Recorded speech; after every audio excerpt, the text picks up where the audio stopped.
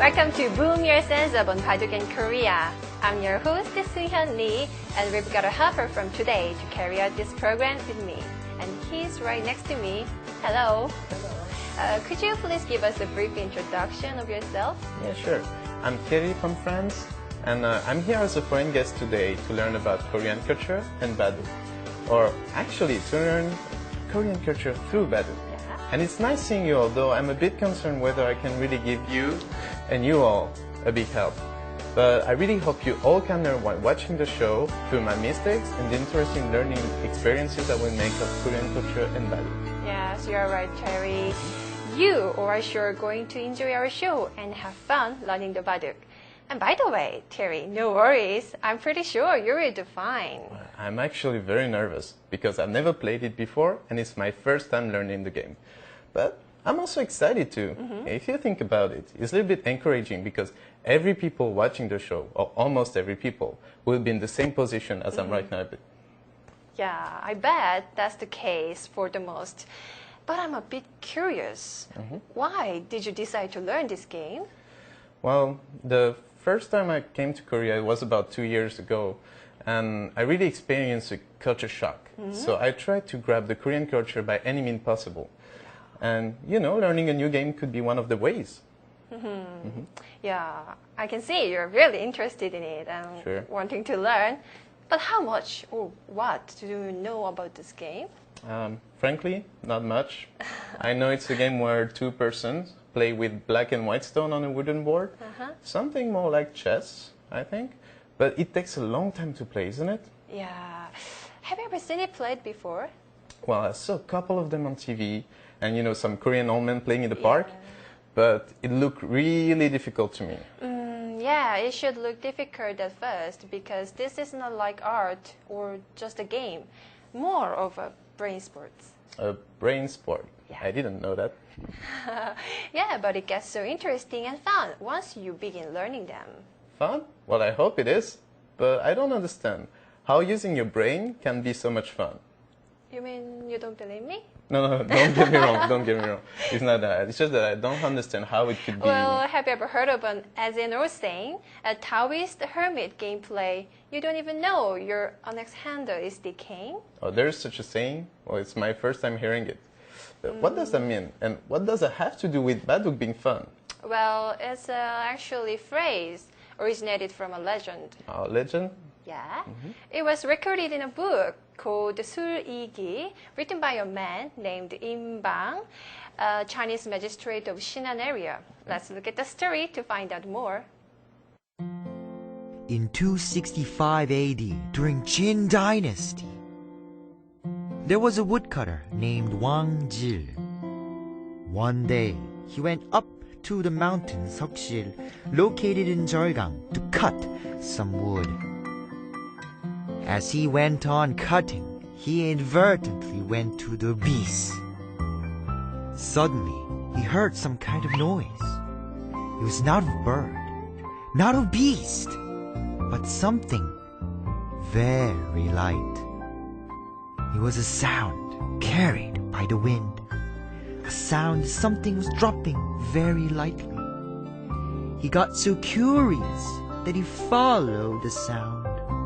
He followed and followed. Then finally, when he got there were two young boys in the midst of the forest, sitting across a wooden board, playing Baduk. Wang Jil was amazed at the scene. Then he put down his axe and went on watching. I'm hungry. One of the young boys welcomed the guest and handed him a pill. Eat this. After he sees the young boy eating it, he eats it too. After the young boys finished the game, one of them pointed to the sun and said, "Hey, look."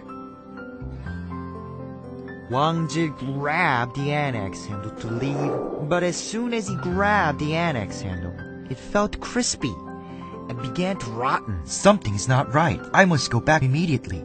When Wang Jil arrived at his house, the house looked very old and could find no one who used to live there. When Wang Jil found no one answering, he was plunged into confusion and fear. Hopelessly, when he was about to give up, an old man came from a distance. Isn't this the woodcutter Wang's house? I heard from the parents that he's my grandfather. But one day, he went to woodcutting and somehow never came back. Your grandfather? Yes. Why do you ask me this? Something happened 100 years ago. It was actually more than 100 years that Wang Jil had watched the game. Oh, so that is the story. But I still don't get it exactly. Again, what does that have to do with Baduk being fun? Oh, don't rush me. I will explain it to you. Sorry. It's all right. The young boys who played Baduk in the abysmal forest were the Taoist hermit. What? Taoist hermits? What Yeah. is that? In Taoism belief, hermits are the ones who are almost like gods, but not yet a god, more like a Taoist monk with miraculous power. They live in the deep mountain, and they live ever after, and some actually can fly back and forth between the mountain ranges. I see. So the two young boys were the Taoist hermits. Yes. And the pill one of the hermit gave to Wang Jil was probably the secret to the eternal life. That thing allows a person eternally or extend your lifetime. Then Wang Jil, this is why Wang Jil didn't feel hungry anymore, and he kept on watching for 100 years. When the hermit played one Baduk game, it took 100 years for human time. Wang Jil, who ate the pill, was not hungry anymore and was not tiresome too. But what was more is that the game was so interesting that Wang Jil didn't even know the time was passing until the hermit told him the sun is setting. So if I get this right, this is where the phrase, a Taoist hermit's gameplay, you don't even know you're unaccidentally sticking, has originated, right? Yeah, you've got it. And through the story, you can see how fun the Baduk is. Once you play them, you even forget the time's passing because it's so much fun. Oh, I can't wait till I actually get to play. But I'm afraid I might not get too aware of my time too. That's all right, but make sure you don't forget the time for this show. No, definitely.